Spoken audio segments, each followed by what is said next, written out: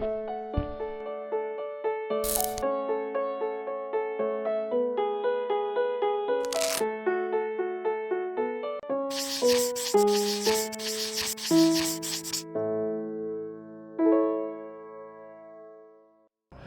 are at the Anderson County's new facility out on Pyramidary Road, and we have two Anderson County employees that together have been with Anderson County almost 50 years. Tell me about you growing up and what that was like, because you were born up in LA, weren't you? Lower Anderson. Pretty good life. Fishing down at Santee, I fished a good bit. Been down there for years. I seen this one on my graph. We seen him, set up on him, caught him. With what? What'd you use? Just cut bait. It was an 82-pound flathead. So when you saw him on the screen, you knew that this was a monster? We had a big fish we was after. And how long did it take to persuade him to take the bait? About 15 minutes. And when he took, about 15, 20 minutes, get him to the boat. Then the struggle was getting him in the boat. What point did you realize you may have had a record? Mel Justice, he worked for me.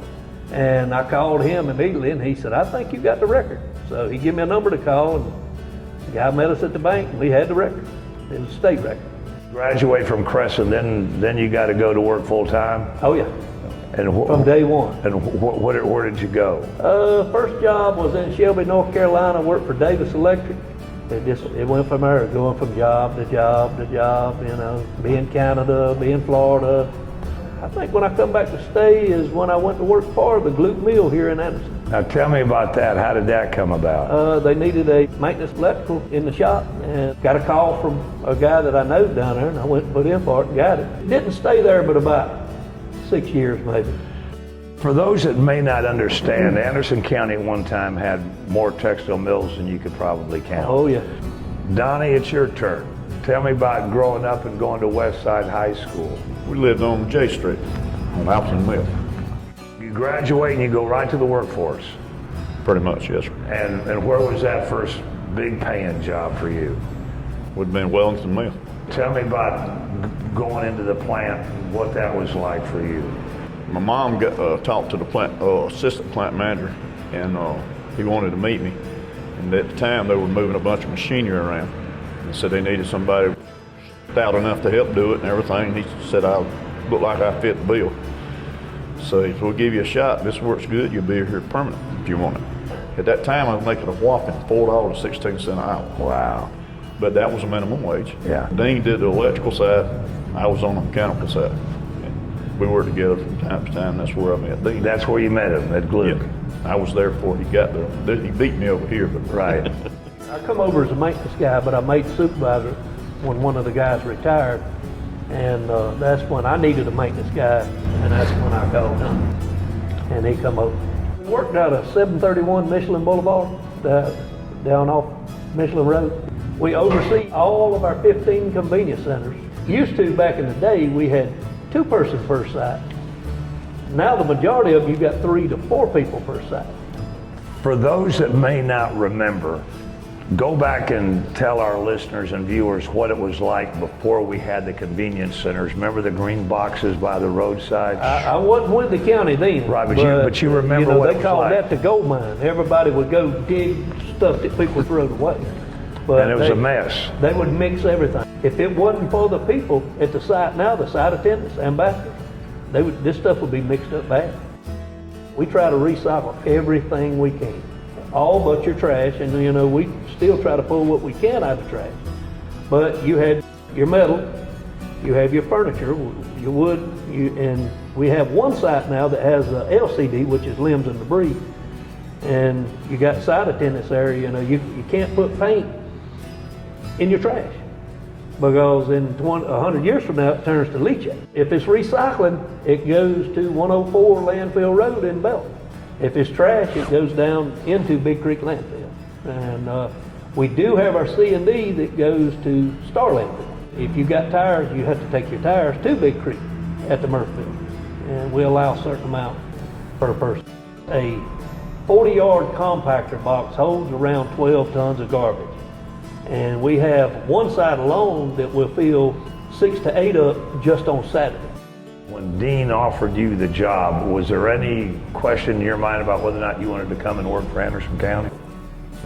Yes, yes and no.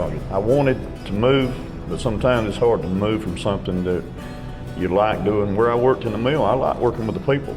I loved working on the machines, but in the mill was a little bit of a nasty job, but you know, nothing for me to complain about. They treated me great, fed my babies, raised them. And but I had told my wife when I was working there, I said, we get our place paid off, I want to look at getting a job with a county or a state or something like that with benefits. And when Dean called me and told me the job was open, I need to apply for it. He said, it's not a guaranteed thing just because I know you now. He said, you got to go through the process and stuff and meet people and talk to them and show them what you can, what you can do. We have people break in our sites and we have to repair fences, maybe a busted hose, anything, a toilet, something needs to be painted. We'll get a crew and go out there with me and we'll go out and paint it, and got to try to keep them up looking decent, you know, for the public, because taxpayers pay for the place and, you know, need to keep it looking good. You two have a reputation of being not only co-workers, but over the years you've been good friends. Close. Yes. Real close, like brothers. We choose to be brothers. We do. And that's the only way to work. Now, the way I look at it, if you don't like somebody you work around, you're not going to work good. And but Donnie, he's been a good friend, real good friend. Same with Donnie. That's right. We used to go crappie fishing every night. Every night through the week. Get off of work, go put the boat in the water, go fishing. Lake Russell, Lake Secession, Hartwell. If it was crappie there, we was fishing for it. We still do some, but nothing like we used to. You got grandbabies and family. Yeah, you know, I just got my 9th grandbaby. From us to Greg on up to Mr. Burns. Rusty, he get mad if you say Mr. Burns. But Rusty, he just like family. Do we agree on anything? I mean, on everything? No. I'd be a liar if I sat here and took me and him agree on everything. We don't. We butt heads. But like I said, when it's said and done, I said, Dean, and he knows I don't mean this disrespect. You're the boss. We're going to do it the way you say to do it. Let's go do it. I still got that in my mind. You can't let friendship come in between that. And at the same time, we don't let that come in between friendship. Greg Smith ought to be sitting right here beside us, because us three is like brothers. We're all like brothers, even though we work for Greg. Well, there's a common denominator. Y'all three like to fish. Yeah, that's we true. do. Yeah, I would say we fish a little fishing. bit. Yeah. We fish a little bit. I do a lot of side work, but I ain't got much time here lately to fish, but I'm hopefully going Sunday, Joe Cassie, get some more big trout.